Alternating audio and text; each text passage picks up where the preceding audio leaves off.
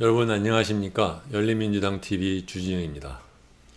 오늘은 전문가 대담으로 김현권 전 더불어민주당 의원을 모시고 얘기를 나눠볼까 합니다. 김현권 선생님은 현재 20대 국회에서 비례의원으로 농촌을 대표하는 비례의원으로 일하신 후 현재는 더불어민주당의 구미을 지역위원장을 맡고 계십니다. 저번에 21대 국회에 나와서 국회 안 되셨죠? 안녕하십니까? 예, 떨어졌죠. 간단하게 제가 방금 말씀드린 거 말고 좀 더 자신의 목소리로 좀 자기소개를 좀 해주시죠. 한 25년 정도 농사를 계속 지었고요.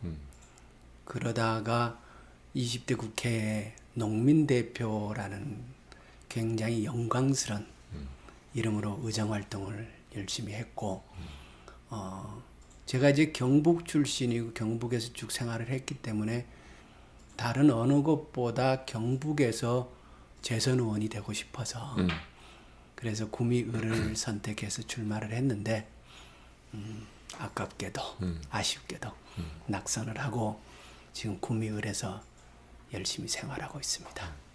놀리는 뜻에서 묻는 게 아니고 아무런 의미 없이 그렇지만 이제 저는 그 경북에서 민주당 의원으로 출마를 한다는 것이 얼마나 어려운 거를 좀 더 실감 있게 알기 위해서라도 여쭤보는 건데 그래서 득표율이 1등, 2등에서 어떻게 됐던가요? 제가 35점 한 뭐 6, 7% 이 정도 됐습니다. 3명 출마한 상태에서 표 차이가 뭐 적은 건 아니었지만 1등 하신 분은 몇 %였어요? 54점 몇 프로인가? 예. 원래는 고향이 의성이라고 하셨는데 네. 출마는 구미을에서 예. 하셨어요. 저는 이제 머릿속에서 예. 그 경북 지도가 이렇게 안 들어오기 때문에 예. 구미와 의성은 가깝습니까? 붙어 있습니다. 아, 그렇구나. 예, 바로 붙어 있고 제가 17대 때 의성 청송 군의 선거구 19대 때도 의성 청송 군의 선거구를 출마한 경험이 있습니다. 네. 예, 그런데 지역구로. 그런데 왜 21대는 구미에 갔느냐 여러 가지 이유가 있지만 의성 선거구가 없어졌어요. 상주하고 붙어버려갖고 네. 예, 상주가 훨씬 더 크거든요. 그래서 구미라는 지역을 새로 택해서 이제 밭을 갈기 시작을 했는데 결과가 그렇게 됐습니다. 그러니까 저는 이 군으로 치면 약간의 일종의 그 까맣게 지워져 있는 지역이 예. 경북 지역이에요. 이게 무슨 뜻이냐면 뭐 군이 의성 이런 다 이름 다 들어봤단 말이에요. 예. 근데 가본 적은 없는. 아니 가보긴 했는데 예. 상대적으로 서로가 어떻게 위치하는지에 대해서 감이 안 와요. 예. 네. 하다못해 강원도만 하더라도 이렇게 저렇게 여행을 다니다 보니까 예. 아 무슨 군 옆에 무슨 군 이렇게 되는데 경북의 특히 북부 지역은 어디가 뭐가 있는지를 참 알기가 어렵더라고요. 근데 구미는 굉장히 큰 도시잖아요. 이제는. 그렇죠. 인구가 40만이 넘고 그리고 우리나라 대표적인 산업 도시고 그렇죠. 전기 전자 부분에 수출해서 큰 역할을 했던 그리고 또 여전히 하고 있는 도시고. 그리고 또 시장님이 또 더불어민주당 출신 그렇죠. 인사가 되셨죠. 지난번 지방선거에서 대구 경북에서 유일하게 민주당 당적을 갖고 그렇죠. 당선되셨죠. 자, 20대 국회 여러 번 말하자면 이제 국회의원, 예. 지역구를 뭐 이렇게 해서 이제 도전을 하시다가 비례로 그 당시에 일종의 공천 파동을 겪으면서 예. 농촌 대표로 비례 국회의원을 하셨는데 그 전에도 꾸준하게 더불어민주당에서는 농촌 대표라는 비례 대표가 있었나요?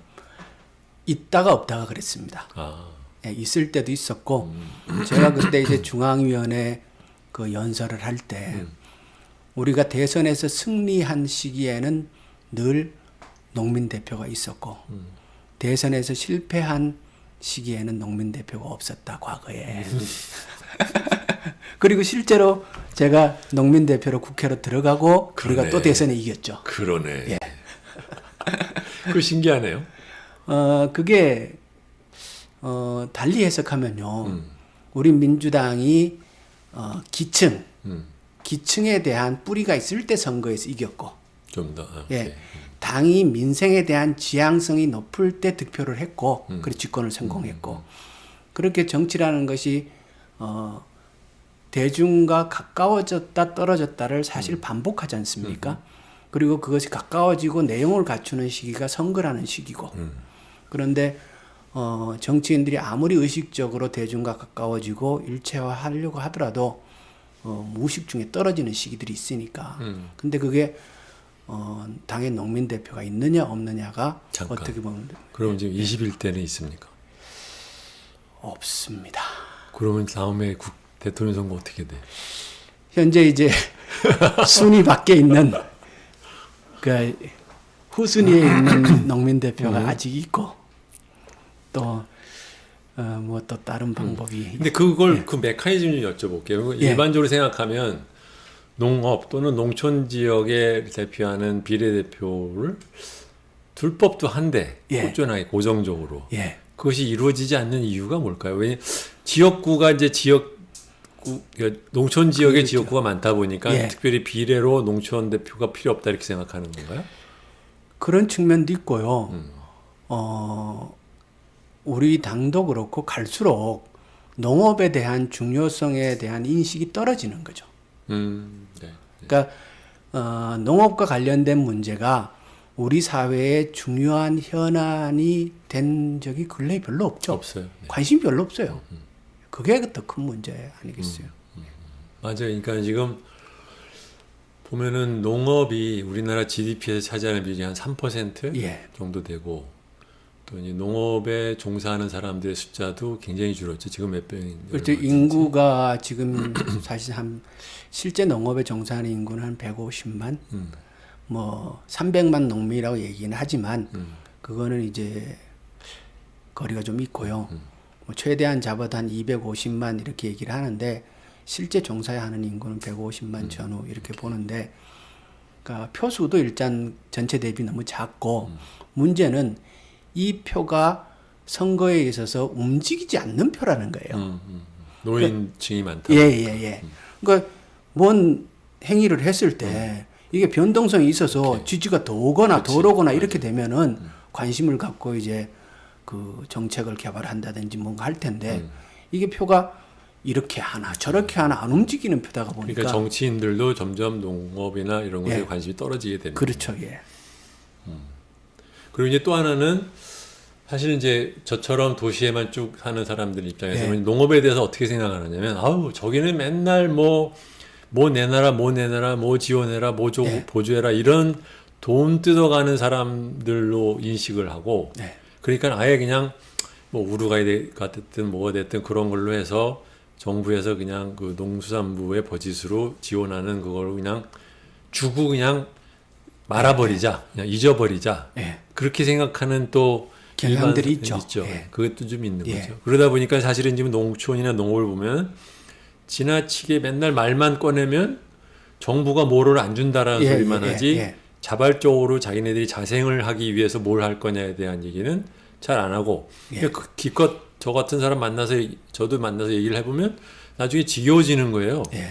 아니 맨날 우리나라에서 농업에 대해서 사실은 서브시디를 이게 보조금을 거의 20조씩 준다는데 받는 사람 맨날 뭐 이거 안 준다 저거 안 준다 그러면 예. 저 사람들은 얼마나 밑빠진 독처럼 생각하는 거 아닌가. 그렇죠. 이때까지 이제 역대 정부가 농업에 지원한 금액을 과대 포장한 측면도 있고요. 그리고 농민들이 끊임없이 그러니까 이제 사실 현실이 어려워서 하는 얘기인데 요구사항들을 제시하는 그 과정이 길다가 보니까 사회적인 공감대에서 조금 멀어진 측면이 있죠. 오히려 그런 것보다는 농업의 현재적 가치가 국민들에게 어떻게 조망될 수 있는가? 왜 농업이 필요하고 당신의 삶에게 우리가 어떤 의미가 있는가? 당신이 생각하지 못한 이런 측면을 우리 농업과 농촌은 제공할 수 있다.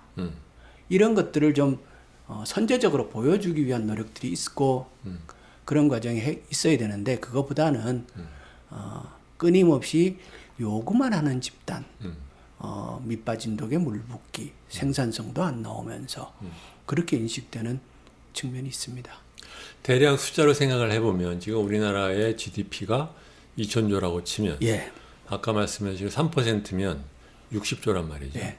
근데 정부가 농업에 주는 버짓은 20조가 좀 넘으면 그렇게 예산에 그러니까 GDP 개념의 비율로 접근하는 것은 저는 옳지 않다고 생각을 하고요. 왜냐 그러면 그것은 농업의 가치라는 것이 GDP라는 측면으로만 계산되는 건 아니기 때문에.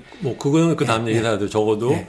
경제적인 계산식으로만 치면 그렇잖아요. 그러니까 그렇죠. 소위 말하면 물론 농수산부에 배정되는 버짓이 꼭 농업에만 국한되는 건 아니고 농업에서도 이제 여파되는 제조업도 있을 거고 뭐 이렇게 하니까 전체적으로는 더 있다고 해도 그냥 제가 이 말씀드리는 건 뭐냐면 전체적으로 그러니까는 사람들이 생각하는 그 인상에는 그렇죠. 그런 그 배경이 있다 예. 그런 얘기인 거죠. 그러니까 예산이 얼마나 들어가느냐가 중요한 것이 아니고 그 예산을 거기에 투자해야 하는 이유에 대한 공감이 먼저 있어야 되는데 사회적인 그 부분이 전제되지 않은 상태에서 계속 예산 얘기만 반복적으로 이루어지니까 방금 선생님 말씀하신 것처럼 그런 인식들이 국민들 속에 충분히 있을 수가 있죠. 그러니까 묘하게 이 토픽이 한편에서는 소위 말하면 농업 또는 농촌이 환경이며 이런 걸로 중요하다라고 약간은 낭만적인 생각 플러스 진짜로 그렇게 생각하는 얘기들 하는 그룹이 하나 있는가 하면 또 한쪽에는 굳이 나서서 말은 하지 않지만 그냥 잊고 지내자, 모른 척하고 지내자. 식량 수입해서 먹으면 되는데 이런 생각을 가진 그리고 경제적인 측면에서는 수입하는 것이 더 쌀 수도 있는 단기적으로 봤을 때 그런 측면이 또한 분명히 있고요. 그리고 실제로 자급자족을 한다고 해봤자 실제로 자급자족이 가능한 나라도 아니잖아요. 그렇죠.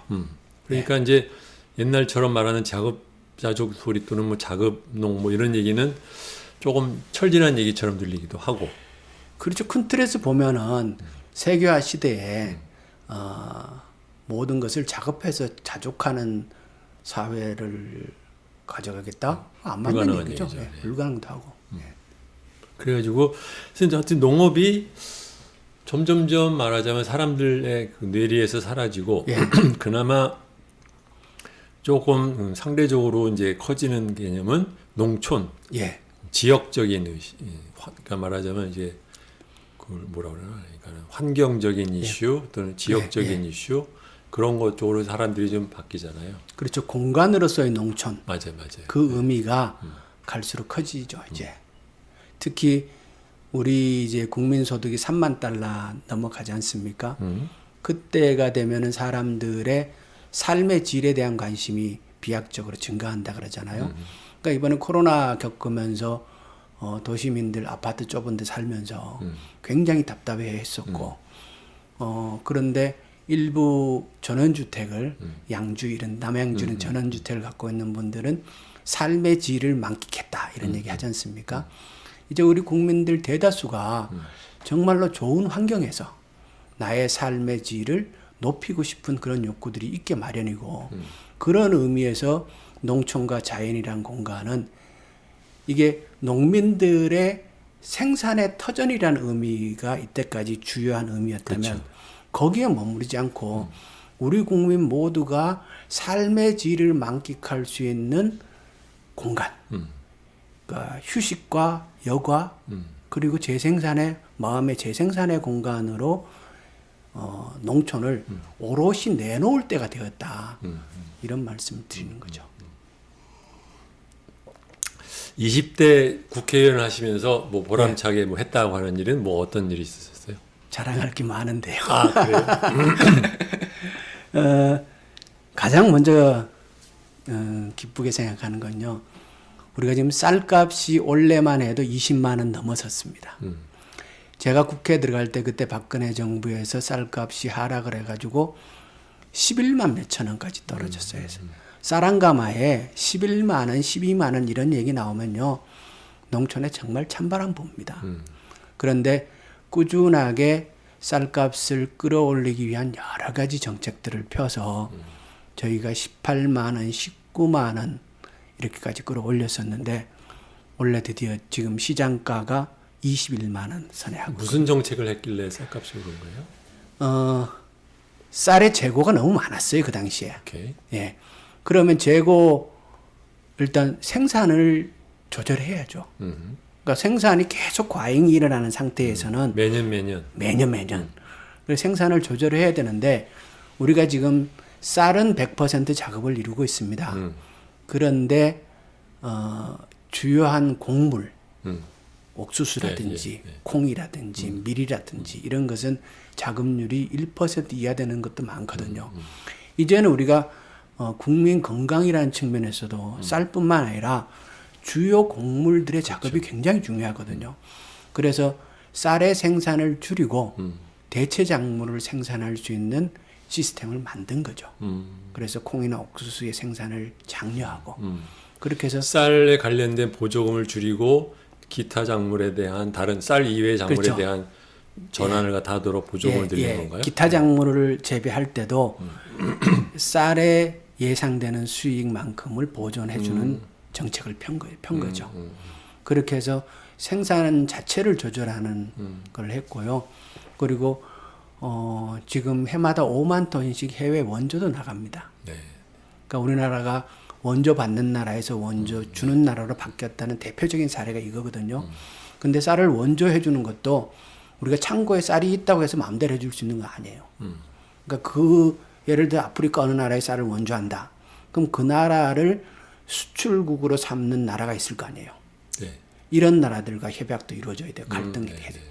그래서 쌀도 정기적으로 이제 원조도 하는 시스템이 들어갔고. 실제로 그래서 쌀 생산량이 많이 줄었습니까?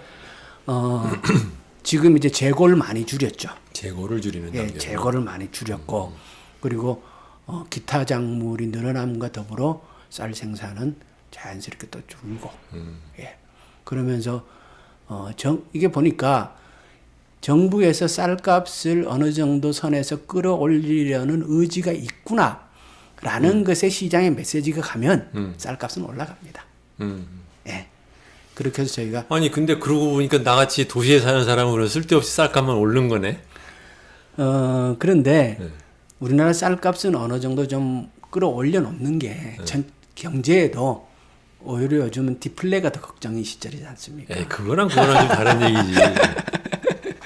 조금 더 내고 쓰시죠 뭐. 아니 그러니까 그러니까 요새는 워낙 소득에 비해서 예. 그 쌀값이 자기의 그 생활비에서 차지하는 비중이 엄청 내려갔기 때문에 거의 미미합니다. 쌀값이 오르고 내리고 하는 것을 별로 의식을 못하니까 저만 해도 지금 오르는 것에 잘 모르잖아요. 그런데 문제는 이제 그것이 그 저소득층한테는 소득이 낮은 사람한테는 분명히 이제 주름이 가겠죠.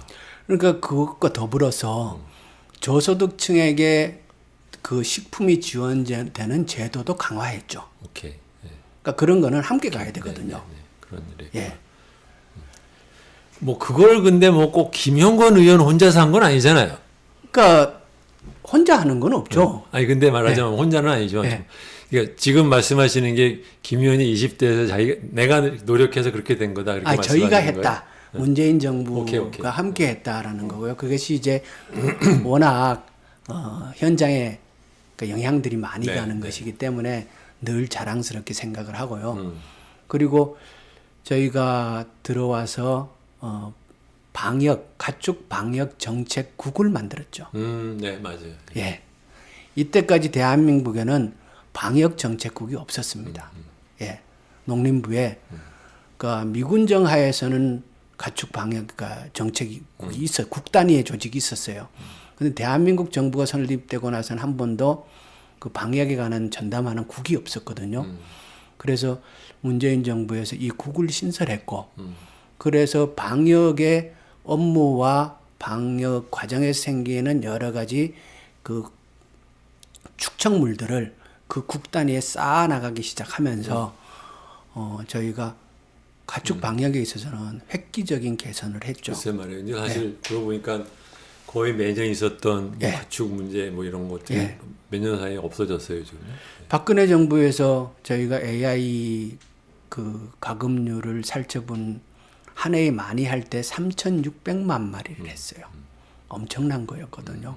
그런데 지금 AI가 발생하지 않은 지가 꽤 여러 해 됐고, 그리고 ASF 그 아프리카 돼지열병 그것도 물론 우리나라에서 굉장히 긴장했었죠. 터지긴 했지만 발병하고 나서 이렇게 잘 관리하는 나라는 대한민국이 세계에서 유일하거든요.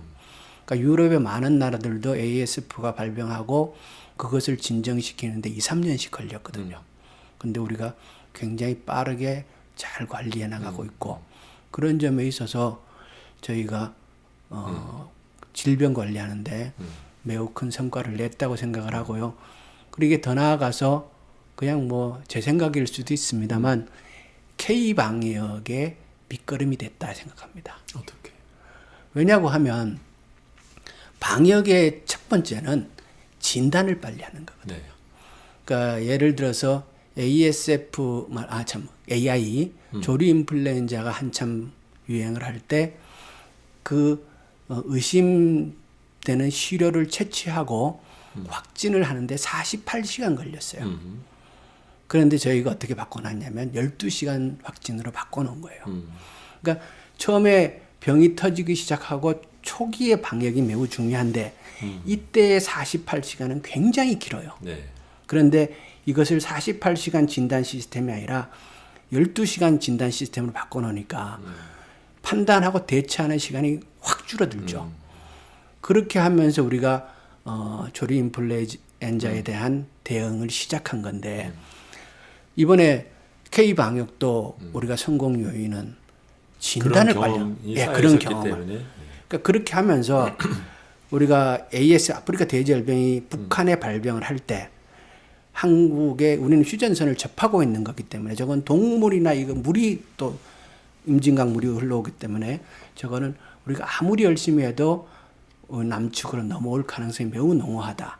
그랬을 때 ASF의 진단을 어떻게 빨리 할 것이냐라는 걸 놓고 진단 키트 개발을 먼저 들어갔거든요. 그래서 ASF 하는 데도 실제로 도움이 됐고 그것이 K 방역에서도 저희가 진단 키트 아닙니까? 그랬군요. 예, 일찍부터 그거 하는 거고. 그러니까 가축 방역이나 사람 방역이나 원리는 똑같고요. 그것은 가장 먼저 진단하는 거고. 그다음 진단하고 추적해서 차단하고. 그리고 그것을 현장에 실무는 전문가들이 하지만 국가적인 역량들을 총동원해서 컨트롤 타워 만들어서 거기서 지원하는 역할들. 똑같잖아요. 원리가 완전히 똑같기 때문에 저희가 K방역에도 제 질문은 예. 소위 문재인 정권이 농업 분야에서 어떻게 더 일을 잘하고 있느냐를 질문한 게 아니라 예. 김현권 의원이 20대 국회의원이 아니었으면 안 됐을 일을 내가 있는 바람에 된 일이 있었느냐 그걸 여쭤본 거예요. 이런 게 말입니다. 일이라는 게 해보면은 끝까지 물고 늘어지는 사람이 있어야 되거든요. 방역국이 만들 맞아요. 때도 네. 만들자라는 얘기 이때까지 없었을 리가 없잖아요. 네. 누군가 그 얘기 했겠죠. 중요한 얘기니까. 그런데 마지막 순간까지 그 방역국을 만들고서야 손을 놓는 돌아서는 그 누군가의 역할은 있어요. 제가 했죠. 그렇구나. 그거를 그 기업 경영학에서는 그걸 챔피언이라는 개념 용어로 별것도 아니죠. 그러니까 뭐냐면 이렇게 혁신을 할 때 어떠한 그 어젠다에 대해서 챔피언이 끝까지 그걸 미는 사람이 하나 있어야 그렇죠. 이게 된다. 그 마지막 누군가는 가서 깃발을 꼽아야 되는 네, 거니까. 그 챔피언이 굉장히 중요하다는 얘기를 경영 혁신하는 데서 하거든요. 그걸 같은 개념인 거네. 그리고 챔피언이 있고. 저희가 과일 간식제 만들었죠. 네. 그러니까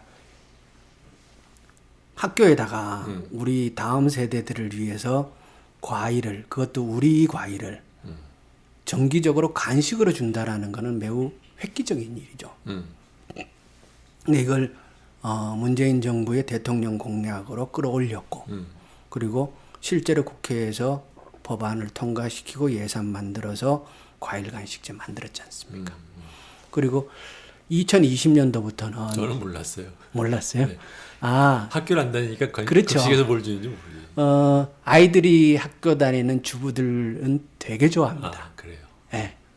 요즘 이제 다 1인 가정들이 이렇게 많고 이러다 보니까 특히 저소득층일수록 성장기에 과일을 못 먹어요. 사람들이 바쁘니까 옛날처럼 앉아서 가족이 과일 깎아 먹고 이런 시간이 없잖아요. 그런데 학교에서 과일을 챙겨줘. 정기적으로 제철 과일을. 굉장히 좋은 일이죠. 그래서 과일 간식제라는 제도를 만들었고요. 2020년도부터는 대한민국 군인은 육해공군 어디에서 근무하든지 간에 과일을 간식으로 받아 먹고 있습니다. 지금 현재. 군대에서 과일을 간식으로 줘요? 예. 오. 그거 만들었습니다. 몰랐네. 예. 제가 처음에 이제 학교 과일 간식제를 만들고 나서 기회가 있을 때마다 내 꿈은 대한민국 군대 내무반에 과일 바구니를 비치하는 것이 내 꿈이다. 이렇게 얘기했거든요.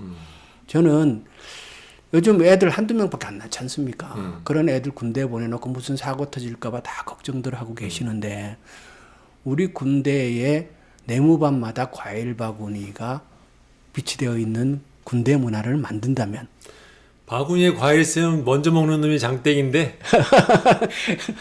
그건 병장이 먹느라고 상병은 못 건드릴 텐데. 그래도 지금 이제 과일 간식제가 제도로 도입됐습니다. 아 그래요? 예. 그럼 과일 뭘 줘요? 얼핏 생각하면 예. 우리나라가 과일이 시즌이 있어서 예. 특정 시즌 잠깐 먹는 거 말고 사실은 연중 먹기가 어렵잖아요. 아, 뭐 저장되는 과일도 많고요. 사과 같은 건 사과 비교적 저장- 저장성이 높은데 예를 들면 한 4, 5월 달만 돼도 사과가 막 다 떨어지지. 그때는 뭐 4, 5월 달 같으면 딸기 같은 게 당할 수도 제 있고. 질문을 말하자면 수입 과일도 줍니까? 아, 그것은요. 네. 아닙니다. 아, 국산 과일만 된다. 국산. 예. 그건 좀 약간 좀 폐쇄적인 태도 아닌가? 과일이 중요하지 왜 꼭 국산이어야 될 이유가 뭐 있어요? 아, 이게 이제 적은 예산을 한정적으로 쓰면서 그러니까 중층적으로 효과를 볼 수 있는 게 더 낫지 않습니까? 그래서 기왕 줄 거면 국내산 주면은 그리고 또 그래서 과일 경우에 군대 얼마나 줘요? 제가 작년에 예산이? 예결위하면서 세운 예산이 900몇 억이었던 걸로 기억해요. 현재 예산으로 들어가는 총액은 학교에 들어가는 것보다 군대 들어가는 예산이 훨씬 규모가 큽니다. 아, 그렇습니까? 그게 왜 그렇죠? 상대적으로 군대가 돈이 많더라고요. 예. 대상 인원은 학생이 훨씬 많을 텐데 학생이 훨씬 많은데 학생들은 점심 먹고 후식으로 주는 거고 군인들은 돌봄 학교에서 줍니다, 지금. 네. 예. 아, 아직까지 시범 사업이어서 뭐 초등학교, 유치원 있는데 다 들어가는 게 아니고 돌봄 학교에 들어가고 있는데요. 네, 네. 점심 먹고 주는 게 아니군요. 정신복 주는 게 아니고 이게 확대되어야 되는데요. 네, 네. 그러니까 학교가 늦은 이유는 교육부하고 문교부하고 이게 부처 간에 사고의 칸막이가 있는 것 같아요. 그러니까 국민은 하나인데 부처가 서로 간에 이 경계를 뛰어넘지 못하는 거예요. 그래서 제가 처음에 과일 간식제를 만들 때 왜 농림부 예산으로 교육부 사업을 해? 이런 얘기 들었거든요. 근데 정책은 이런 부처 간의 칸막이를 뛰어넘지 못하면 정말 좋은 정책은 만들기 어렵지 않을까 이런 생각합니다. 그래서 지금 학생들 과일 급식을 하는 예. 것은 농림부 예산으로. 농림부 예산으로 교육부한테 예. 넘겨줘서 그쪽에 배달. 예. 똑같이 그러면은 군인들 급식은 근데 그 국방부 그건 예산으로. 국방부 예산으로 합니다. 그 신기하네. 예. 그러니까 국방부 예산을 하니까 규모가 더 크죠. 저는 군대를 안 갔습니다만 만약에 간식이라고 하면 과일도 과일이지만 예. 떡 좀 줬으면 좋겠어. 떡이요. 떡을 좋아하거든요. 예. 저도 떡 좋아합니다. 근데 이상하게 요새는 말이죠. 예. 꼭 뭐 피자니 뭐 서양 과자를 예. 줘야 간식이고 네. 떡은 어디론가 사라져 버렸어요. 이건 좀 아깝더라고요. 예. 정말 떡이 좋은 식품인데 말이에요. 어떻게나 또 예. 쌀도 남아돈다며. 예. 예. 수입해 만든 수입 밀가루로 만든 페이스트리니 빵이 먹느니 남아 돌아가는 쌀로 떡 만들어 먹는 게 좋은 거 아닌가? 그렇게 적극적인 사고를 하면은 사실 할 수 있는 일이 많거든요. 그러니까 우리 군대의 김치 다 수입이거든요. 군대 수입 자체를? 아니, 그러니까 김치 자체가 수입 김치예요? 예. 오호. 그런 게 많습니다. 그것을 국내산으로 바꾸기 위해서 엄청 노력을 했고요. 바꿔가고 있는 중이고요. 아, 그렇습니까? 예. 값이 뭐 한 2배 차이 나요? 값은 좀 차이가 나죠. 그리고 김치라는 게 버무리기는 국내에서 버무려도 원료는 다 수입인 경우도 있고 이런 것들이 여러 가지 섞여 있어서 비용을 좀 들이더라도 국내산 김치를 우리 군인들이 먹을 수 있도록 하는 이런 거라든지 콩, 된장 이런 거 다 수입을 뿐만 아니라 GMO 원료고 그래서 아까 말씀드렸던 그 쌀의 생산을 남는 쌀은 조금 생산을 조절하고 주요 곡물을 생산하는 게 중요하다라고 얘기했던 게 다 그런 것과 연관이 있습니다. 근데 그러니까 꼭 뭐 반박을 하기 위해서가 아니라 그냥 일반적으로 생각할 수 있는 게 그걸 꼭 국산이어야 될 이유가 있나? 라는 생각을 하거든요. 그러니까 뭐냐면 그러니까 수입 그 두 가지 다 양쪽 다 좋으면은 좋은 거 아니냐는 식으로 말을 하면은 그럴지 모르지만 그것 때문에 막상 우선적인 그 혜택을 주려고 하는 그 대상이 군인들의 간식 또는 학생들의 급식이면 근데 그걸 갖다 꼭 국산이라고 해야 되면 하다못해 비용이 더 많이 들 수도 있는 예, 거고 비용 또는 많이 그만큼 들죠. 그렇기 때문에 많이 못 주는 것도 있을 예. 거기 때문에 그러니까 국산을 꼭 고집을 해야 되나 생각을 할 수 있을 것 같아요. 앞으로 식품에 대한 우리의 가치는 안전성. 그러니까 얼마나 이게 깨끗하고 안전하고 신뢰할 수 있는 식품인가. 그러니까 요즘 원래 이제 코로나 전국에서 한국의 식품 수출이 빠른 속도로 늘어나거든요. 그 이유는 안전성에 대한 신뢰가 대한민국이 굉장히 높다는 거죠. 외국에서 봤을 때. 그런 점에서 식품, 먹는 식품에 관한 것은 물론 이제 싼 것을 수입해서 더 많이 먹일 수 있지 않느냐 이렇게 생각할 수도 있지만 이제는 많이 먹는 것이 문제가 아니라 얼마나 좋은 것을 먹느냐를 더 선호하는 시대이기 때문에 그런 점에서 아니 예. 그걸 자기들이 선호해서 그렇게 사는 것까지야 뭐라고 말 안 하는데 네. 그걸 굳이 정부 돈으로 들이는 사업을 갖다 하는 데 있어서 국산으로 제한을 할 필요가 있느냐는 얘기죠. 우리 식품이 훨씬 더 안전하다는 거죠. 그렇게 깨끗하고. 말하면 수입의 농산품은 안전하지 않다는 얘기인가요? 실제로 우리가 수입하는 그 곡물의 상당수가 GMO.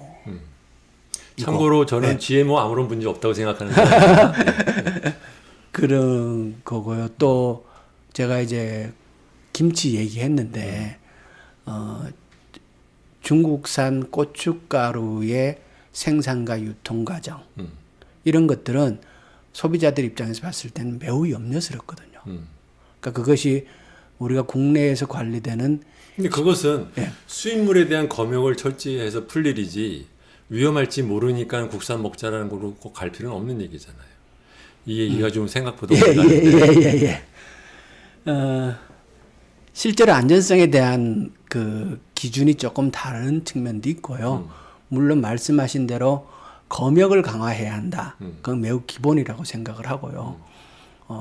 그런 점에 있어서 국내산이 현재 시점에서는 훨씬 더 신선도나 안전성에 있어서 검증된 식품이기 때문에 가능한 한 국내산의 비율을 높이고 싶은 거죠. 자, 이 얘기는 여기까지만 하고요. 예. 이제 이런 것들을 갖다 이제 뭐 문재인 정부 플러스 이제 김영건 의원께서 이제 국회의원을 할 때 이제 챔피언 노릇을 해가지고 관철이 된 보람을 느끼셨는데 그러면 이제 거꾸로 예. 동전에 치면 문재인 정부의 농업 정책에 대해서 볼 때 좀 아쉬운 점 또는 비판할 만한 점이 있다 그러면 어떤 것들이 있습니까? 문재인 정부의 대표적인 농업 정책이라고 하면 공익형 직불제를 도입한 것이거든요. 그러니까 어떤 의미에서 농업 예산을 쓰는 방향에 대한 전환이고. 잠깐 예. 여기서 어떤 분들은 이제 공익형 직불제가 무슨 말인지 모를 예. 수 있으니까 오늘 좀 설명해 주시고 넘어가시죠. 그러니까 세계적인 관점에서 보면 농업 예산을 그러니까 생산력을 강화하는 데 쓰고 생산성을 높이는. 그리고 가격을 지지하는 데 쓰고 오케이. 그렇게 예산을 쓰는 방향이 있고요. 그렇지 않고 농업 예산을 농업의 사회에 대한 공익적인 가치를 평가해서 그것이 일종의 무형적인 가치죠. 그죠? 그것에 대한 평가를 해서 농업의 지속성을 담보해 주기 위해서 그 무형적인 가치를 에 대한 예산을 지원해 주는 거. 이 방향인데 유럽은 주로 이제 공익형 직불제 형식으로 많이 가죠. 대표적으로는 스위스 같은 경우에 농업 예산의 80%를 직불금으로 주고, 근데 우리나라는 경쟁력을 강화하는 측면의 예산을 많이 쓰다가 보니까 사업 예산으로 농업 예산을 많이 편성해서 우리 같은 경우에 단점이 뭐냐면 사업 예산이다 보니까 그 사업에 참여하는 소수의 농민들이 혜택을 보고 또 결과적으로 사업자들은 또 대체로 도시민이니까 도시 네. 자본이 들어가서 하는 거거든요. 농업 예산이라고 쓴다고 썼는데 이득은 도시 자본이 보는 경우들이 많거든요. 그 돈이 들어가 있는 주머니를 보면 결국은 도시 사람 결국은 주머니가 도시 사람 주머니에 들어간다는 거죠. 그런데 우리도 이제 사업 예산으로 쓰는 것을 줄이고 공익형 직불금의 형태로 농민들 주머니에 바로 꽂히는 예산의 규모를 늘리자. 그게 이제 큰 틀에서 공익형 직불제를 통한 예산 쓰임새의 대전환인데요. 이것을 도입한 것은 매우 바람직하다고 생각을 하는데 아직까지 그 전환의 속도가 늦고 예산의 규모가 미미하다는 아쉬움이 있죠. 공익형 직불제로 해서 농민들 주머니에 바로 꼽히는 예산을 늘리고 그것을 통해서 농민들의 경영 자체를 개선해서 스스로 판단해서 투자할 곳에 투자하도록 하는 그러려면 시간도 많이 걸리거든요. 예산 규모도 좀 늘려야 되고. 액수로 말씀하시면 예. 전체적인 직불금 액수가 한 10조 됐나요? 우리나라 농업 예산이 15조. 지금까지 직불금의 규모는 15% 정도 예산에 뭐 1조 8천억 이 정도밖에 안 됐죠. 그 중에서 쌀로 가는 거는 얼마? 거의 대부분 쌀로 갔죠. 예, 근데 이때까지. 그것이 문재인 정부 도중에 얼마로 바뀌었어요? 2.4조로 바뀌었죠. 2.4조로. 1.5조에서 2.4조. 예, 2.4조로 바뀌었고 쌀 대 쌀 아닌 것은 구분하지 않고 오케이. 이때까지는 쌀 위주로 가다 보니까 쌀 위주로 농사 짓는 대농들 면적에 네, 비례하니까 네, 네. 받았는데 이제는 적게 농사를 짓는 사람들이 상대적으로 더 많이 받도록 바닥을 깔아놓는 형태로 바뀌어서 농업 관련된 예산이 연간 15조인데 그 중에서 직불금 예산이 예. 그 보조금 생산 보조금이 1.5조밖에 안 됐다는 거. 1.8조. 1.8조면 예. 나머지 그러면은 15조에서 2조 뺀다 하더라도 그러면 13조는 딴 데 썼다는 사업 거잖아요. 예산으로. 사업 예산. 예. 그 사업이 되게 어떤 사업들이에요? 그러니까 농림사업 시행 지침서가 1권부터 5권까지 있는데요. 수천 가지 사업 항목이 있죠. 그리고 그 사업 꼭지를 집어넣은 것들은 대체로 진짜 기업하는 분들이 자기 물건 팔아먹기 위해서 집어넣는 꼭지들인데. 그러니까 아까 지금 말씀하신 걸로 치면 그런데 거기에 비해서 스웨덴 같은 나라는 그 돈의 80%가 직불금으로 나간다는 얘기는 거꾸로 예, 스위스, 사업성 예산은 20%밖에 안 된다는 얘기죠. 그렇죠. 만약에 꼭 스웨덴처럼 우리가 돼야 된다는 거를 안 한다 하더라도 지금 김 선생님 말씀하신 걸로 치면 우리나라는 앞으로 사업성 농업의 예산을 엄청 줄여야 된다는 얘기가 줄일 되네요. 필요가 있습니다. 아니 줄일 필요가 있는 게 아니라 엄청 줄여야 되는 거 아니에요? 예, 줄여야 됩니다. 줄이고 그것을 그러니까 줄이는 속도와 지금 이제 공익형 직불제를 처음 시작을 하는데 이것을 시작하면 이런 방향이 옳은지 그른지를 또 판단해야 되지 않습니까? 그런 걸 평가해 보면서 공익형 직불제는 줄이는 것보다 더 빨리 늘어나가야 된다 생각합니다. 저는 그때 그게 요번 총선 조금 전에 그게 그러니까 작년 예산에서 정해졌잖아요. 예, 예. 그래가지고 직불이 2.4조로 늘었다 그래가지고 어유 액수를 굉장히 많이 늘렸네 생각보다. 예. 그렇게 생각을 했어요. 근데 또 막상 민주당에서는 그거를 이렇게 적극 홍보를 잘 못하더라고요. 총선을 앞두고. 그렇죠. 이제 민주당의 관심이 어쩌면 농촌 지역이 아니니까요. 예. 그래서 그랬네. 저는 옆에서 보면 약간 좀 답답했어요. 예. 그리고 우리 농민들도 그게 이제 늘었다. 그러니까 피부로 그걸 못 느꼈어요. 그러니까 중앙에서 바뀌었을 뿐이지 아직까지 한 번도 돈을 받아본 적이 없다가 보니까 며칠 전부터 그 공익경직불제가 지금 지급되고 있습니다. 아 이제 지급. 예, 이제 지급되니까. 작년 예산인데 실제로 지불은 꽤 걸렸구나. 그러니까 그것을 지금은 이제 1년에 한 번 지급하는 형태다가 보니까 네. 저는 지금 이제 최소한 받는 사람이 120만 원 받거든요. 과거에 30만 원, 40만 원 받던 분들이 서너 배 늘은 형태가 되는데 최소 액수가 제도적으로 올라간 거예요. 최소 액수가 120만 원으로 시작을 해요. 네. 농민 자격이 있으면 120만 원부터 시작을 하거든요. 그렇기 때문에 소농들 경우에는 많이 는 분은 10배 늘은 경우도 있고 거의 제도로서는 획기적이죠. 근데 그것을 현장에서는 이제 피부로 이제 느끼겠죠. 그래요. 예. 어때요? 이게 좀 더 있으면 더 국민들이 농촌에 계신 분들이 이제 알게 될까요? 제도의 효과를 그러니까 이제 피부로 느끼는 시간이 올 거라고 생각합니다. 단순히 뭐 돈을 더 받는다라는 이슈가 아니라 예. 이것이 우리가 의도하는 정책적인 효과가 있잖아요. 의도하는 예. 효과. 이게 소위 말하면 이제 생산 스위치, 예. 생산 전환이 있겠느냐라는 질문이었거든요. 그게 이제 한 달에 10만 원인데요. 그러니까 농촌 생활에서 한 달에 10만 원의 고정적인 수입이 생긴다라는 건 작은 의미는 아니거든요. 네. 그러니까 고령층 같은 경우에는 실제로 굉장히 작은 금액을 가지고도 생활을 해나가기 때문에 그래서 이 돈이 적은 돈은 아니라고 생각을 하고요. 이때까지는 그 직불금으로 주는 금액이 워낙 적다가 보니까 아예 신청 안 한 사람들도 많았어요. 네. 그런데 이번에 제도가 바뀌면서 그것을 추가로 나도 직불금 대상이야. 이제는 받을래. 이렇게 신청하는 분들이 굉장히 그러니까 많은데 구체적으로 이런 거죠. 그러니까 말하자면 옛날에 작년까지만 예, 예, 해도 예. 직불금 받으려면 주로 쌀을 농사를 짓는 사람이 쌀 농사를 좀 덜 지어야만 직불금을 받을 수 있고 다른 농사를 짓는 사람은 직불금을 기대를 할 수도 없었는데 예. 제도가 지금 바뀌는 것이 쌀을 안 짓는 사람한테도 그것이 보리가 됐든 밀이 됐든 예, 뭐 예. 다른 작물을 할 예. 경우에도 직불금이 나오기 시작한다. 예. 그러면서 그분들한테는 직불금이 지금 처음으로 나갈 수도 있는 거네. 쌀을 안 그렇죠. 하시는 분이. 예. 이때까지는 쌀하고 보리를 생산할 때 보리 생산하는 사람을 쌀 생산하는 사람만큼 직불금을 안 줬어요. 네.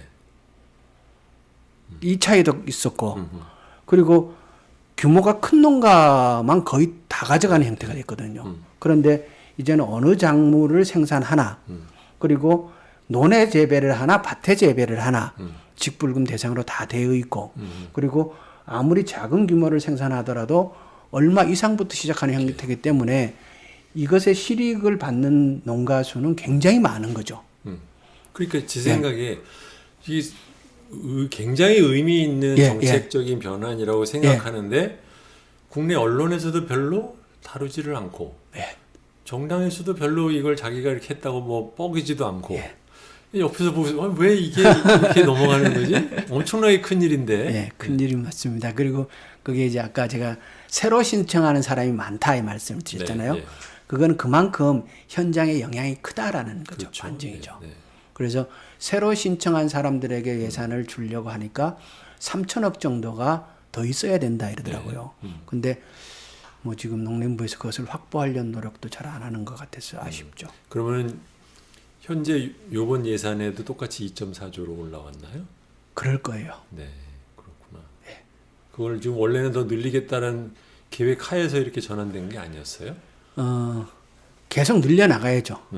아니 근데 애초에 예. 그런 계획을 농산부가 만들어 놓고 그거에 1년차 버짓으로 작년에 나온 게 아니라 원타임 그냥 하고 그냥 그다음부터는 더 이상 뭐가 없다. 이게 이제 해마다 팍팍 늘려나가기는 사실 쉽지 않을 거라고 보고요. 기재부의 저항도 만만치 않아서. 아니 그렇게 하면은 이제 사업 말씀하신 게 사업 예산을 줄이자는 말씀이시잖아요.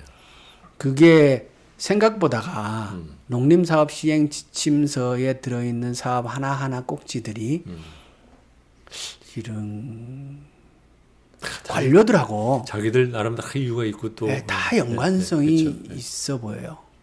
예. 그래서 과감하게 메스를 댈 때는 대야 되는데 그러네. 그런 점이 있습니다. 그걸 21대 오셔가지고 메스 드는 것도 좀 해줬으면 좋았을 텐데. 근데 국회의원들이 메스를 잘 안 들죠. 누구 좋을 일을 시킨다고. 그런 게 있죠. 네, 그게 지금 전환이 조금 더 추가적으로 확대가 잘 안 되고 있다. 그렇죠. 그러니까 우리 사회에서 이제 농업의 가치는 그러니까 우리 사회의 잠재 성장력이 계속 떨어지잖아요. 이것이 어느 시점에 도달하면 사회의 밑바닥부터 다시 개혁하는 과정이 있어야 그래야 성장 잠재력도 올라갈 수 있을 거라고 생각을 하는데 저는 지금이야말로 우리 사회의 출발인 농수축산업에 대한 근본적인 개혁들을 좀 하는 것이 장기적으로 우리 사회가 더 멀리 뛸 수 있는 힘을 비축하는 과정이 될 거다 이렇게 보고요. 그리고 그런 일을 해야 농업도 사회의 구성원으로서 존재 가치를 높일 것이고 그런 점에서 아까 이제 문재인 정부의 농정의 아쉬움이 뭐냐라고 말씀하셨는데 그 공익경직불제를 도입했으나 속도가 느린 것 그것뿐만 아니라 저희의 부족했던 점은 농정개혁의 주체는 누가 뭐라 해도 농업에 종사하는 분들과 그 지역에 살고 있는 사람들이 주체가 되어야 하는데 저희가 일을 하면서 그분들을 이렇게 좀 끌어들여서 함께 논의하고 함께 결정하고 그분들이 원동력이 되어서 앞장서고 책임지고 이런 과정에 있어서 저희가 부족했고 미숙했던 점이 있었다 이런 반성을 합니다. 그래서 지금이라도 이제는 사회의 보다 근본적인 개혁에 힘을 비축하기 위해서라도 농수축산업에서 그 이해 담당자들이 모여서 논의하고 합의하고 그러니까 개혁이라는 것은 남의 것을 그러니까 나의 것은 고치지 않으면서 다른 것만 고치는 것은 개혁이 아니라고 보거든요. 그건 어쩌면 뺏는 것이지 그러니까 나 자신을 개혁의 테이블에 올려놓는 것이 우선이라고 생각을 하는데 우리 농업과 관련된 이해 당사자들도 큰 틀에 있어서 그 일을 해야 되고 정치가 그 과정을 만들기 위한 그러려 그러면 돌도 많이 맞겠죠. 그 역할을 해야 될 시점이 아닌가 생각합니다. 사람들 사이에서는 이제 그런 얘기를 해요. 네. 문재인 정권이 지금 농업 정책이 좀 사라진 거 아니냐. 예. 그러니까 직불금 확대는 원래 이제 20대에 김 의원이 비례대표할 때 자기 정견 발표로 예. 얘기했고 당에서도 그걸 받아들여 가지고 뭐 자기들의 이제 주요한 정책으로 해서 뭐 실현까지는 왔는데 뭐 그거 이외에 실제로 정부가 출범하고 나서 농업 정책에 관해서 무슨 일을 하려고 하는지 잘 모르겠다. 그런 얘기들을 해요. 그러니까 그 지적이 제가 방금 말씀드린 문재인 정부가 추진했던 농정 개혁의 밑그림에 그리고 그것을 단초라도 시작하는 과정에 농업의 주체들이 네, 네. 직접 참여해서 네, 그 일을 함께 했다면 뭐를 하려고 하는지 또 우리가 뭐를 했는지를 당신이 느낄 텐데 네. 그것이 제대로 되지 않고 국회와 관주도로 정부 주도로 일이 진행되다 보니까 현장에서는 본인이 배제되니까 그런 느낌을 강하게 받는 게 아닌가. 저는 변화가 적거나 뭐 그래서가 아니라 그런 지적 요인은 바로 함께 참여해서 그 결정을 하고 추진하지 못한 저희들의 부족함에서 나오는 얘기다 이렇게 생각합니다. 저희들한테 한번 그 얘기 하셨잖아요. 농지제도, 농지 관리를 한번 다시 한번 봐야 된다. 그 얘기 좀 해주세요. 무슨 얘기인지. 그러니까 최근에 부동산 문제를 보면서도요. 그 생각을 강하게 하게 됐는데 경실련에서 최근 발표한 자료를 보면 우리나라 고위공직자의 38.6%가 농지를 소유하고 있습니다. 직업 공무원이. 그러니까 9급부터 고위공직자. 그러니까 재산의 변동을 상시적으로 보고해야 하는 대상. 사람들이. 예. 그 대상이 되는 사람들이 농지를 그 중에 38.6%가 농지를 소유하고 있고 그것은 현재 가격으로 봤을 때 1인당 1억 9천만 원에 해당한다라는 발표를 했어요. 저는 이게 현실이라고 봐요. 그러니까 우리나라 고위공직자들이 이만큼 많은 농지를 소유하고 있으면 농지라는 것이 소유하고 있는 이유가 그분들이 다시 농사지으러 가기 위해서는 아닐 거라고 보거든요. 잠깐 여기서 이제 혹시 모르시는 분들을 위해서 정리를 하면 우리나라 농지법은 농사를 짓는, 그러니까 적어도 명목상으로는 경자유전이죠. 경자유전이라서 농사를 짓는 사람이 갖게 돼 있고 그렇지 않은 경우에는 뭐 그러니까 농사를 짓지 않은 사람들이 가질 수 있는 그 사유가 제한돼 있잖아요. 예, 제한돼 있죠. 그게 뭐였죠? 상속을 의해서 농지를 받을 때는 오케이. 1인당 3,000평, 오케이. 1헥타르까지 보유할 수 있는데 오케이. 우리나라 농지 평균 보유 규모가 1헥타르 조금 넘는데 그렇게 해서 상속받아서 평생 보유할 수 있으면 그 규모가 엄청난 거죠. 그렇죠. 그런데 뭐 상속해 줄 때 형제별로 나누고 손자 손녀한테까지 준다 이렇게 갈라서 주면은 얼마든지 상속을 통해서 농지를 소유할 수 있도록 제도의 허점이 있고 그다음에 또 하나는 제가 지금 농사를 짓고 있으니까 저는 농민 자격이 있고 농지를 보유할 수 있지 않습니까? 그런데 제가 농사를 안 짓고 농업과 완전히 결별을 해도 저는 농사를 지었던 경력 때문에 농지를 계속 소유하고 있어도 법적으로 아무 문제가 없습니다. 아하. 그러니까 이농자죠, 그죠? 이농자나 탈농자가 농지를 계속 소유하는 것이 법적으로 제한이 없습니다. 그래서 상속과 이농자에 의한 농지 소유가 무제한적, 시간적으로 무제한적으로 허용되기 때문에 실제 우리나라 농지의 지금 50%가 넘는 농지가 농사를 짓지 않는 사람의 소유로 되어 있죠. 그거는 지금 농사를 짓지 않은 사람이 갖고 있는 메커니즘 중에 이제 두 가지를 말씀하셨는데 각각에 의해서 얼마를 갖고 있는지는 아직은 모르죠. 네. 그거 말고도 왜 또 뭐 자기가 왜 가끔 뭐 장관 뭐 이렇게 인사 검증할 때 걸리는 게 실제로 뭐 농사를 지으려고 했다 또는 뭐 주말 농장 뭐 이런 소리 하는 것 그거는 뭐예요? 그거는 300평 미만은 누구든지 가질 수 있습니다. 주말 농지로. 그래서 그렇게 해서 나오는 면적은 미미한 거고요. 그것 때문이라기보다는 대체로 상속이나 아니면 그러니까 농민의 자격을 한번 획득한 뒤에 그 농민의 자격을 계속 이용해서 농지를 보유하고 있는. 그럼 상속은 대를 물린 상속도 가능하겠네. 그렇죠. 그건 뭐야? 그러니까 경자유전의 원칙은 헌법에만 있는 거예요. 그러네. 네.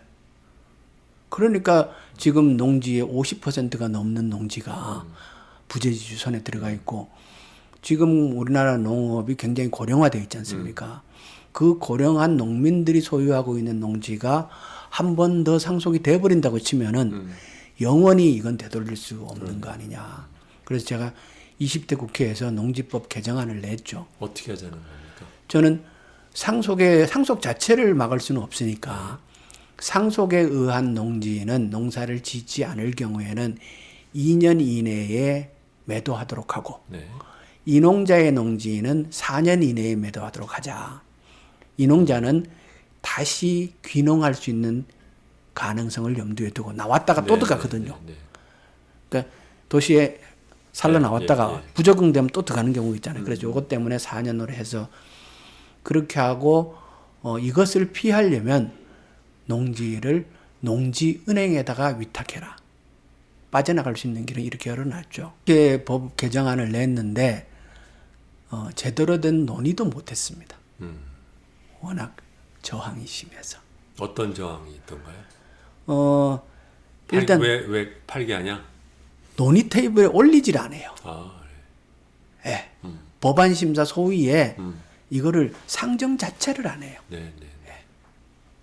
우선 현황 파악도 지금 안 돼 있는 거 아니에요, 지금. 아까 말씀하신 그 사유는 있지만 예. 각각 사유에 의해서 어떤 경우로 얼마나 어떤 사람들이 갖고 있는지에 대한 상황이 지금 공개적으로 정리가 된 게 없죠. 예.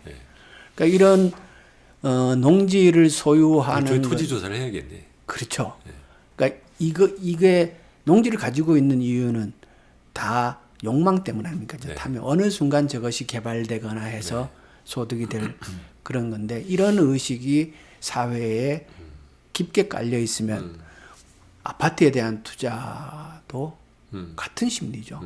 그러니까 우리 공직자들이 아파트 투자하지 않습니까? 세종특별시에 공무원 특별대우 그 우리 공직자들이 해가고 그건 저는 말이 안 되는 거다고 생각하거든요. 그러니까 그런 것이 사회 의식에 깊게 깔려 있는 뿌리는 이 농지에 대한 소유 관계에서부터 출발한다. 혹시 이것에 대해서 좀 더 그 연구를 해보셨는지, 그러니까 말하자면 이제 농사를 짓는 사람만이 가질 수 있다라는 이 개념은 사실은 뭐 중국 고대부터 오래된 것이기 때문에 그래서인지 모르지만 대만도 토지 개혁할 때 그거를 굉장히 중요하게 했잖아요. 대만은 어떻게 되는지 아세요? 이 문제를 어떻게 하는지? 뭐 그 사례는 잘 모르겠습니다. 일본도 어떻게 하는지. 그러니까 제가 알기에 유럽은 우리보다도 경자 유전을 훨씬 더 강하게 관리합니다. 어떻게 해요? 그러니까 공익형 직불제가 도입이 되면 네. 그 공익형 직불제로 세워진 예산이 정책 효과가 나타나기 위해서는 주고자 하는 그 사람에게 가야 되지 않습니까? 네. 그것은 농지 소유 관계에 의해서 결정되는 거기 때문에 농지 소유 관계에 대한 관리를 엄격하게 할 수밖에 없습니다. 제가 공익형 직불제 예산을 추진을 하면서 이 예산이 효과를 발휘하려고 하면 반드시 농지법에 대한 개정의 뒷받침이 돼야 된다. 왜냐 그러면 농지 주는 예산을 늘려놓고 이 관계가 불투명한 것을 방치하면 그 예산이 땅 자체가 농사를 짓지 않은 사람한테 반이가 있는데 거기다 대고 직불을 주면 그 사람들한테 돈이 나가니까. 그 돈이 나가니까. 예. 그래서 공익형 직불제를 강력하게 밀어붙이는 것과 더불어 농지 소유 관계에 대한 분명한 정리는 필수적으로 따라야 되는 거죠. 예. 그래서 그게 정치적으로 부담이 돼요? 만약에 행정부가 추진을 하면? 그것은 여야를 가리지 않고 우리 사회의 기득권층에 강력한 저항이 있을 거라고 생각합니다. 예. 그건 우리나라 부동산 신화는 정치적인 성향과 관련 없잖아요. 부동산에는 조금 다르죠. 왜냐하면 이제 우리나라 예를 들면 재산세를 올리는 것은 큰 돈이 아니다 하더라도 어쨌든 간에 대다수의 도시에서 사는 사람들한테는 자기한테 적용되는 재산세가 올라간다는 면에서는 이제 반발이 있을 수 있는데 농지의 경우에는 실제로 대다수의 국민들은 농지를 안 갖고 있고 두 번째는 농촌에 사는 분들의 뭐 많은 사람들은 자기 땅을 갖고 있지만 그렇지 않은 사람들이 자기 동네에 땅을 많이 갖고 있으니까 이것에 대한 제약을 가하는 것에 손해를 또는 피해를 보는 사람은 상대적으로 소수일 수 있잖아요. 소수일 수 있죠. 그런데 그 사람들이 그러니까 도시에 살면서도 농업에 종사하지 않으면서 도시에 살면서도 농지를 상속했거나 어떤 이유로 보유를 지속할 수 있는 사람은 아주 일부의 기득권층이겠죠. 근데 그 기득권층이 여야를 가리지 않고 갖고 있을 것이기 때문에 이것을 건드리는 것에 대한 상당한 저항이 있을 거라. 저는 사실 그 면에서 평소에 무슨 생각을 했냐면 우리나라의 지금 토지세에서 그러니까 농지에 대한 토지세가 이제 추가로 낮춰줬잖아요. 예. 그거를 올려야 되는 거 아니냐. 왜냐하면 그 소위 말하면 그 깔고 앉는 데 따른 비용이 예. 높지가 않으니까. 그러니까 지금 우리나라에서 귀농하려는 사람들한테도 큰 문제가 농토가 없다는 거 아닙니까? 그렇죠. 그렇죠? 예. 근데 갖고 있는 사람은 자기가 농사도 안 지면서 안 판다는 거지. 왜냐면 갖고 예. 있는 비용 안 들어가고 사람들은 원하니까 이건 뭐 이러다가 개발 하나 되면 뭐 예. 떼돈 버니까. 그렇기 때문에 그 기회 비용, 갖고 있는 것에 따라 깔고 앉아 있는 것에 대한 비용을 올리는 방식으로 해서 농지에 대한 토지세의 그 할인을 폐지를 하는 대신에 뭐라고 하나 공제로 예를 들면 몇 평까지는 예. 뭐 빼고 나머지 것에 대해서 세율을 같이 올리면 큰 평수를 갖고 있는 특히 부재지수일수록 예.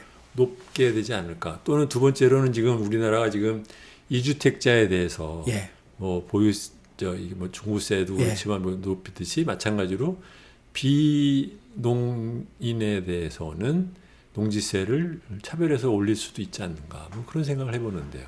그러니까 전문적인 영역은 그러니까 전문가들의 논의를 빌리고 기본적인 방향은 이 부분을 공론화해서 드러낼 것은 드러내고 사회적 합의를 도출해야 될 때다. 근데 참 신기한 게요. 그러니까 지금 농자 유전의 원칙이 깨진다라는 그 경고, 예. 문제 제기는 사실은 제 기억에 저희 아버님 때부터 예. 오래된 얘기예요. 예. 근데 안 받아줘 언론이. 예. 이게 이슈가 안 돼. 그러니까 말하자면 말씀하신 것처럼 우리나라의 이 소위 말 기득권 세력이 이 소리를 예. 덮고 눌러버리는 것 예. 같아요. 예. 예. 그래서 많은 사람들이 실상을 아는 사람들은 이 문제 굉장히 심각하다고 다 얘기를 예. 하지만 사회적인 어젠다로는 대두가 안 돼. 그러니까 경실련에서 최근에 조사를 해서 발표를 해도 다른 문제를 경실련에서 발표를 하면 일반 언론이 받아주잖아. 근데 이 문제는 안 받아주더라고요. 그러니까요. 예. 그만큼 기득권이 세다고 봐야 되는 거겠죠. 그렇지만 우리 사회가 사회적 대통합을 해야 되지 않습니까? 저는 여야가 싸우는 것도 중요하지만 싸울 때는 앞에 싸우는 사람밖에 안 보이잖아요. 그러니까 앞에 있는 사람의 움직임을 정확하게 포착을 해야 내가 싸울 수 있으니까. 그치. 그 앞에 쳐다보는 게 맞지만 그렇지만 한 발 떨어져서 보면 큰 틀에서 사고하고 행동해야 할 일들은 또 다른 것일 수 그렇죠. 있거든요. 네. 그런 점에서 대한민국은 사회적 통합을 이루어야 하고 그리고 그 사회적 통합을 이루는 데는 가진 사람들이 먼저 내가 가진 것을 테이블에 올려놓고 이 국민 함께 논의하기 위한 그런 게 돼야지. 김 선생님 그렇게 하는 거 봤어요. 될 리도 없는 얘기해서 무슨 소용이 있어요. 근데 그것을 누군가는 저는 제가 이제 농지법 개정 얘기를 계속 꺼낼 때 국회에서 우리 보좌관들마저도 의원님 이 얘기 그만하시죠 이랬어요. 실익이 없다는 거예요. 네. 그렇지만 해야 된다고 생각을 하고요. 제가 최근에는 우리 농민들을 만나서도 우리 농업 관련 세제도 고쳐야 되는 거 아니냐. 저는 사실 농업 통계들이 굉장히 부실하거든요. 그러니까 뭔가 농업에 대한 지원을 필요에 의해서 하기는 해야 되는데 그런데 그것을 우리가 진짜 돈이 많아서 막 줄 수 있으면 뭐 이렇게 준들 저렇게 준들 되지만 한정된 예산을 가지고 효과를 적확하게 내려고 하면 과학에 근거해야 되고 통계에 의거해야 되는데 그런데 농업과 관련된 통계들이 정말 없거든요. 그래요. 그것은 전 다른 이유에 있는 것이 아니고 세금 때문이라고 보거든요. 농수축산물이 부가세 면세지 않습니까? 네. 그러다 보니까 자료가 안 생기는 거예요. 아하. 예. 만약에 부가세 면세가 아니고 뭐 3% 세율을 차등적으로 적용한다든지 5%를 차등적으로 적용했다든지 이렇게 하면 농업과 관련된 모든 생산물의 자료가 다 있겠죠. 근데 부가세 면세는 농수축산인을 위해서 만들어 놓은 제도는 아니거든요. 왜? 그 사람들을 위해서 한 거지. 그러니까 예. 도시 소비자를 위해서 만든 거다. 예, 도시 소비자를 맞아, 위해서 만든 맞아, 거죠. 맞아. 우리나라 산업화 과정에서 저고가 정책을 끌고 가고 그와 더불어서 그러니까 저소득층일수록 예, 그 식료품이 차지하는 비중이 크니까, 크니까. 거기에 대해서 세금을 안 물린다. 예, 세금을 그런 안 거죠. 예. 그래서 부가세 면세는 도시 소비자들, 저소득층을 위한 소비자들을 위한 제도였지. 그런데 그것이 부가세 면세가 지속이 되면서 농업에 대한 통계를 굉장히 부실하게 만들었고, 네. 이런 상태로 계속 가면은 우리가 농업을 위해서 뭔가 일을 하기가 참 어렵거든요. 그래서 저는 농민들하고 얘기를 해봅니다. 우리 부가세 면세가 이게 과연 지속하는 게 우리한테 도움이 되겠느냐? 이 문제 한번 살펴보자. 근데 전 세계적으로 다른 나라들도 그 농산품에 대해서 부가세 안 물리는 나라들이 많잖아요. 근데 제가 이 부분은 다른 나라의 사례들을 다 조사해 보지 못해서 네. 자신 있게 얘기는 못합니다만 네. 꼭 그렇지는 않은 것 같아요. 부가세 매긴 나라들도 있고 아까 말씀드렸듯이 저율의 부가세 세금 네. 매기는 경우도 있고 그리고 예를 들어서 우리가 부가세를 매기면 수입 농산물에도 부가세 매길 수 있잖아요. 네. 그러면 그 재원을 가지고 농업을 위해서 쓸 수도 잠깐 있고. 좀 말씀하신 거의 의미를 좀 더 들어봐야 될 것 같아요. 네. 왜냐면은 아주 단순하면 부가세를 매기지 않기 때문에 농수산물의 유통 과정에 대한 통계가 쌓이지 않는다. 예, 자료가 안 만들어지죠. 오케이. 그렇기 때문에 뭐가 문제예요? 그렇기 때문에 무슨 문제를 일으킨다는 겁니까? 생산과 유통 과정을 정확하게 관리가 안 됩니다. 네, 네. 그러니까 우리가 주요 곡물들의 가격 급등락이 굉장히 심하지 않습니까? 네. 그 원인이 농산물을 100을 생산하면 그 100을 생산한 것을 다 경매 시장을 통해서 유통을 하는 경우에는 생산의 가가 항상적으로 유지되기 참 어렵죠. 네. 근데 우리나라가 유통 구조에서 경매에 의한 유통의 비중이 지나치게 큰 것이 이런 그 네, 가격 네. 관리 어려운 점도 네, 있고 네, 네. 또한 뭔가 계약 이렇게 재배의 비중이 작다는 계약 얘기죠. 재배나 이런 비중이 작은 거죠. 네. 가공의 비중도 작고 네. 이 측면도 있고 근데 정부에서 뭘 하려고 하면 정확하게 생산량과 유통 과정을 추적하기도 쉽지 않은 거예요. 그렇구나. 예. 이게 세금과 다 연관이 되면 하나를 팔아도 다 자료가 남죠. 네. 그래서 저는 앞으로 농업은 관리돼야 되거든요. 농업을 시장 경제에 맡겨놓고 하는 거는 국민을 위해서도 도움이 안 되고 그런 점에서 농업 통계들을 정확하게 관리해서 필요한 정책적인 지원을 제때제때 할 필요가 있다고 보는데 이것이 왜 안 되느냐를 보면 일단은 자료가 없는 측면이 굉장히 강하다는 거예요. 그래서 그것을 어떻게 하면 자료를 만들 것이냐. 없는 원인은 뭐냐. 바로 이 부가세 면세 때문에 자료가 사실 경매할 때 다 이렇게 전표 끊습니다. 그런데 그걸로 끝이에요. 그래요. 예, 사고 파는 행위에 근데 영수증 원래는 이제 그 세금은 크게 보면 생산 이제 소득이 귀속되는 사람한테 매기는 세금, 예, 예. 그다음에 이제 그 유통하는 과정에 매기는 세금 이렇게 치면 사실은 부가세에 의한 장보의 부족은 생산자에 대한 소득세를 정확하게 매김으로써도 매길 해결할 수 수 없죠. 있는데 그걸 우리가 못하는 거죠. 제가 한우 한 마리를 팔면은 때로 1,000만 원이 넘을 때도 있죠. 그런데 내가 한우를 팔아서 1,000만 원을 받을 때 사료가 얼마 들어갔고 내 경영비가 얼마 들어갔고 쭉 해서 그거 빼고 세금을 낼 게 있다 없다 해서 정확하게 해서 내 세금이 얼마다 아니면 당신은 면세야 이런 게 아니고 이게 잘 관리 안 되는 거예요. 부가세 부분이 없다가 그냥 보니까 1,000만 원 팔아서 내 예금에 넣거나 아니면 그 돈으로 그냥 갖고 있으면 되는 거예요. 그러니까 소득 신고를 할 필요가 없어요. 소득 신고가 내가 안 해도 집계가 돼야 정확하게 소득 신고가 되죠. 그렇구나. 예. 그 사과를 한창 정도 넣어놓고 얼마를 받았다. 오케이. 그렇다 하더라도 너 이거 이해하면은 버는 것 같은 대로 찾아올 거리가 없다는 얘기죠. 예, 그게 이제 정확하게 관리가 딱 돼서 제할 거 제하고 당신은 그래서 면세야 이런 게 아니거든요. 네, 지금은. 네, 알겠어요. 그래서 세금에 있어서 이런 부분들을 그러니까 논의를 해서 좀 바로잡을 건 바로잡고 이렇게 하는 것이 농민들의 사회에서의 지위도 강화시킬 거라고 보죠. 아까 말씀하셨더니 저기는 맨날 달라고만 하는 집단이야. 이런 의식을 뿌리부터 바꿀 수 있는 게 아닌가. 네.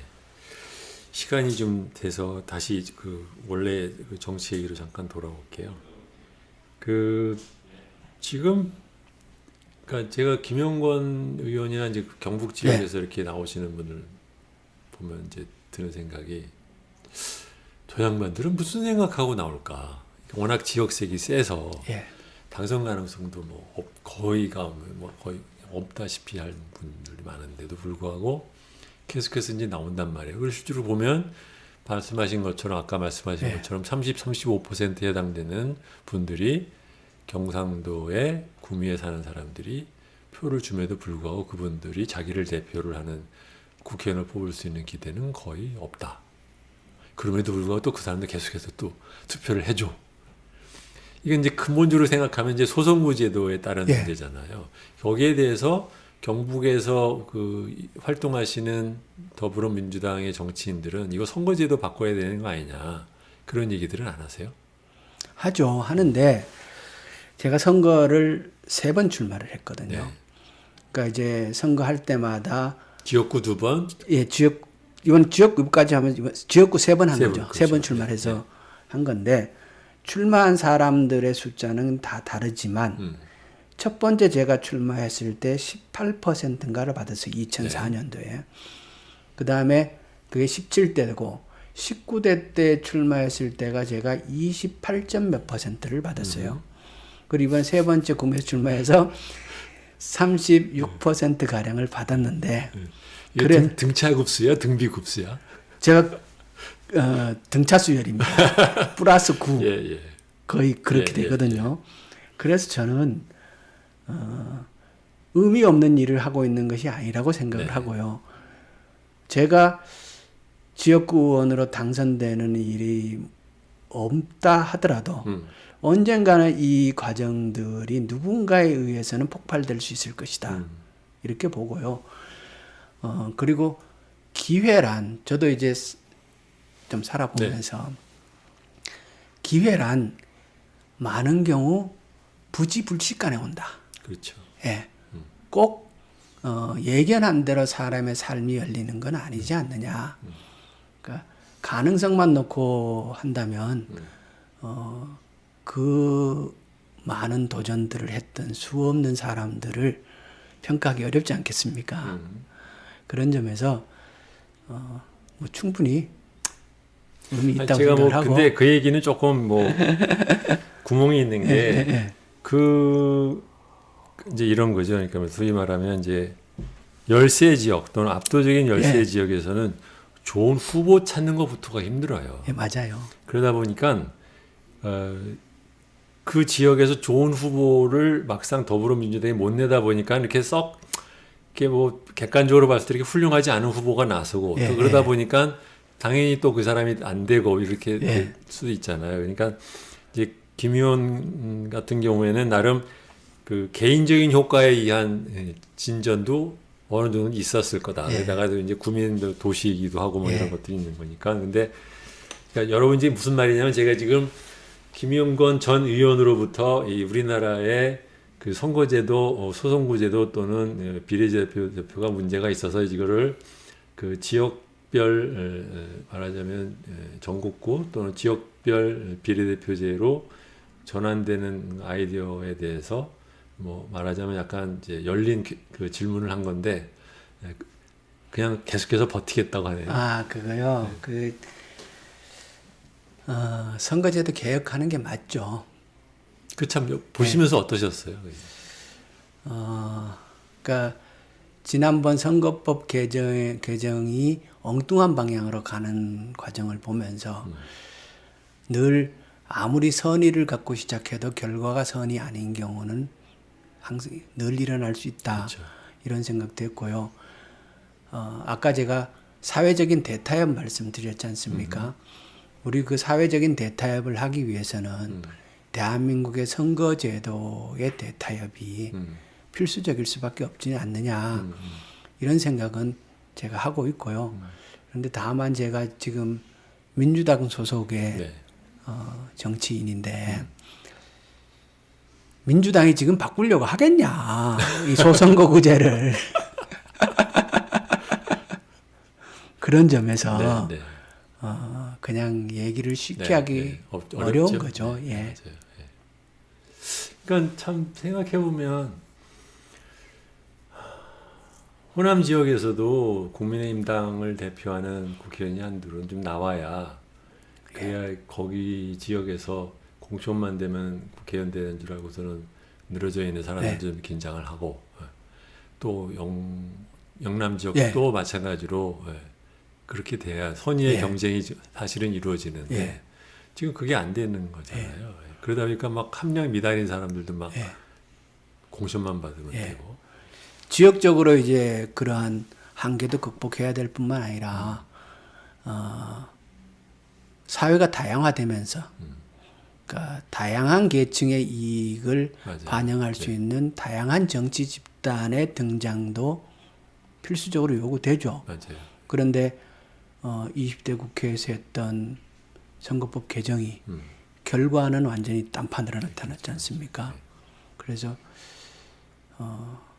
저는 우리나라의 그 국회 뭐 4년 계셨으니까 예. 더 느껴지겠지만 그야말로 극단으로 치닫는 싸움 정치를 하는 큰 이유 중에 하나가 각 그 자기가 지역구에 의해서 국민들에 의해서 후보를 뽑는데 국민이 참여를 할 수 있으면 저렇게는 안 될 것 같다는 생각이 들어요.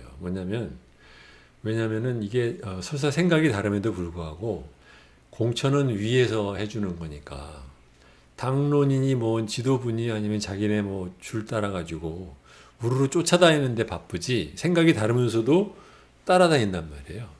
중간에 서로 각기 조금씩 생각이 다른 국민의힘 당에서의 옹론파 또 민주당에서의 또 온건파라고 그럴까 뭐 이런 사람들이 어느 정도는 중간에 타협을 할 수 있는 길을 만들어줘야 되는데 그 사람들은 당 안에서 입지가 있기가 되게 어려운 거죠. 그렇죠? 그렇죠. 그게 어떻게 보면 그러니까 당원의 정당에서의 지위를 강화하는 것이 민주주의를 강화하는 것이다라는 우리가 대전제에서 시작을 했는데 지금 각 당의 당원 비중 굉장히 커졌지 않습니까? 그리고 당이 끼치는 영향, 그러니까 당원들이 끼치는 영향이 눈에 보이고 그렇죠. 그런데 그와 반대로 정치인들이 자기 목소리를 소신껏 내지 못하는 측면 또한 드러나게 됐지 않습니까? 이게 음양이 함께 나오는 그렇죠. 거라고 보는데 이 부분에 대한 좀 우리들의 고민과 성찰 좀 깊어져야 되지 않겠느냐. 당원의 위치를 높이는 것이 당연히 옳은 방향이죠. 그러니까 그런데 그것이 정치인들의 목소리를 자유롭게 못하는 측면이 또한 드러나는가 그런 측면도 있고. 근데 이 얘기를 자유롭게 논의를 못하죠 또. 예. 네. 이 부분이 정치를 성숙하게 시켰음에도 불구하고 한편으로 위기를 내부에서 키우는 것이 아닌가라는 두려움도 있습니다. 그러니까 예를 들면 지금 미국도 보면 예. 거기는 이제 뭐 비례가 없는 예. 데만 그 비록 자기가 민주당으로 당선이 되었지만 자기 지역은 굉장히 보수 온건 지역이 센 지역이면 민주당 의원이다 하더라도 그 예. 지역구 의원을 생각을 해서 예. 그렇게 막 한쪽으로 막 그 과격하게 못 가고 예. 공화당도 마찬가지거든요. 예. 예. 그러니까 그런 그런 효과가 좀 있어야 그렇죠. 그렇죠. 예. 그 중간에 있는데 우리는 그게 작용을 잘 못하니까 그렇죠. 예. 그렇죠. 주로 지역색 위주로 뭐 투표하고 하다 보니까 이게 참 패거리 문화가 되는데 큰 역할을 하는 것 같은데 아쉽습니다. 앞으로 지금 김 선생님께서 계속해서 정치에서 구미에서 그러면 정치 활동을 하실 생각인 거죠? 그렇죠. 앞길이 깜깜하십니까? 아니면 앞길에 좀 서광이 보이십니까?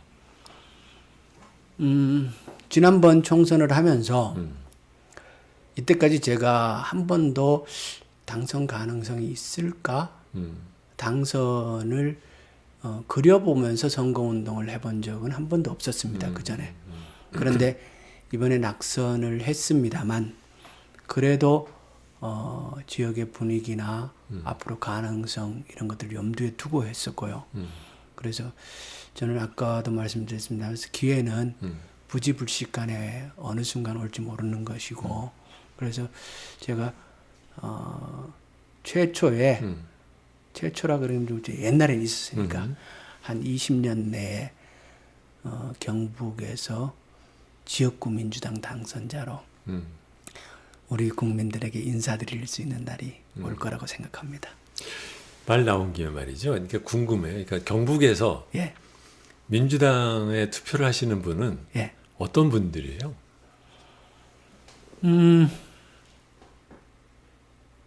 똑같아요. 타양 출신으로 와서 구미에 사는 사람들입니까? 아니면 원래부터 쭉 토박이지만 정치적인 의견이 훨씬 더 진보적인 사람들이 있어서 구미라는 도시는 인구의 80%가 타지 사람이에요. 타지라고 하면 이제 경북 아닌 타지 아니면 경북 안에서의 타지? 경북 안에서의 타지가 상대적으로 훨씬 많죠. 있겠죠. 예. 그 정책을 보고 지지하는 사람도 많고요. 그래요. 예. 일반 다른 지역에서 지지하는 심리와 거기가 뭐 우리가 지지세가 다른 지역에 비해서 좀 낮다고 해서 뭐 그냥 그 다르지는 않을 거라고 생각해요. 참 사람들은 자기가 정치적인 지향 때문에 뭐 이렇게 한다고 생각하지만 막상 한꺼풀 더 집어 들어보면은 지역색에 의존하는 비중이 아직도 많은 것을 보면 참 우리도 앞으로 극복해야 될 숙제가 많다. 그거는 뭐 제가 보기에 호남이나 영남이나 그렇죠. 마찬가지잖아요. 그렇죠? 미국 선거 보면 그거 똑같잖아요. 미국도. 그렇죠. 아니 그래도 우리처럼 이렇게 심하진 않으니까. 그렇잖아요. 그러니까 미국 남부는 근데 근본적으로 흑백 그 인종주의에 의한 그 결집이 큰 거니까 그렇죠. 뭐 대놓고 말을 갖다 못해서 그렇다. 이제 트럼프 나와서 대놓고 말을 하는 거지만, 근데 그게 이제 워낙 큰 것이고 한국은 사실 제가 보기에는 영남 지역 사람 입장에서 제가 보기에는 민주당 쪽 의원 숫자가 늘을수록 자기들한테 더 좋을 텐데. 호남도 마찬가지죠, 저는 생각해요. 그렇죠. 호남에서도 어느 정도는 국민의힘당 국회의원이 더 나오는 것이 호남한테는 더 좋다고 저는 생각하거든요. 그러니까 선거라는 게 선거가 한창 진행될 때는 분위기라는 게 있는 것이고 그 분위기에 의해서 투표를 하는데 저는 우리 민주당도 180석을 도달할 수 있을 것이다. 또는 민주당을 찍는 사람이 내가 찍으면 180석까지 갈 거야. 이런 생각을 갖고 찍은 건 아닐 수 있다 생각해요. 찍다 보니까 180석이 돼버린 거죠. 경상도도 유권자들이 우리가 이렇게 찍어서 싹 자유한국당이 다 될 거야. 그렇게 해서 저희들을 다 떨어뜨린 것은 아닐 수 있지 않느냐. 찍다가 보니까 싹 다 떨어버리는 거죠. 한편에서는 선거 끝나고 나서도 그렇고 지금도 그런 얘기 합니다. 대구 하나 경북 하나는 살려놨어야 되는 거 아니냐? 그런 얘기들 하고요. 네가 하지 말고 자식아 네가 해 그러겠지. 네. 그러니까 이제 그런 거죠. 그 살려놔야 될 때 꼭 왜 우리 지역에서는 살려놓으면 안 되고 니네 지역에서 살려놔라. 그 심리죠. 그죠? 네가 가라. 예. 아쉽습니다. 그래서 여러분 어떠셨는지 제가 이제 김영건 의원을 사실 이렇게 원투원으로 대면을 한 게 지금 4년 만입니다. 그리고 전체적인 횟수는 2번이고요. 그러니까 그때 한 번 배우고 지금 2번 예. 배우는 건데 저는 항상 김영건 선생의 정치적인 활동에 굉장히 관심이 많았어요. 왜냐하면 두 가지죠. 하나는 그 농촌의 삶의 경험에 뿌리를 둔 그러한 정치 또는 정책을 꾸준하게 얘기하는 그런 분이시고 또 한편으로는 그러니까 더불어민주당으로서 이제 불모지에 해당되는 영남 지역에서 꽤 오랫동안 정치 활동을 꾸준하게 이어오시는 분이라서 이 두 가지가 묘하게 이제 묘가 이제 겹치는 이제 거라서 김영건 선생의 정치적인 앞으로의 진로나 아니면 어떤 활동을 하실지에 대해서 개인적으로 관심이 좀 많았습니다. 근데 4년 만에 보니까 마음에 안 드는 게 머리털이 4년 전이랑 똑같아요. 저는 머리가 많이 빠졌는데 저도 꽤 많이 빠졌습니다. 알고 보면 예. 그래요. 얘기를 좀 이렇게 와주셔서 감사합니다. 불러주셔서 고맙습니다. 재밌으셨나요? 우선 선생님 뵌 게 너무 기뻤어요.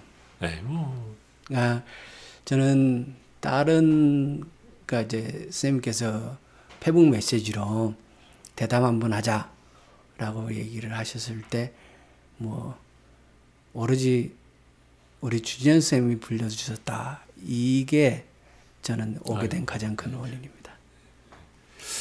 그러니까 왜 제가 관심을 갖는 게 잠깐 말씀드리고 끝내는 게 좋을 것 같아요. 왜냐하면 우리 모두 얘기했지만 그 우리나라의 농업 정책에 가서 얘기를 하는 자리를 가보면 맨날 한 얘기 또 나오고 또 나오고 맨날 그래요. 이게 뭔가 생산적으로 한 걸음 한 걸음 말하자면 기존의 틀을 좀 바꾸면서 나가는 얘기를 꺼내는 정치인도 없거니와 그런 얘기 자체가 이렇게 활발해 잘 안 돼요. 근데 그것을 김영건 선생님께서 좀 해주시기 때문에 김현 선생님 같은 분들이 더 많아지기를 제가 좀 기대를 합니다.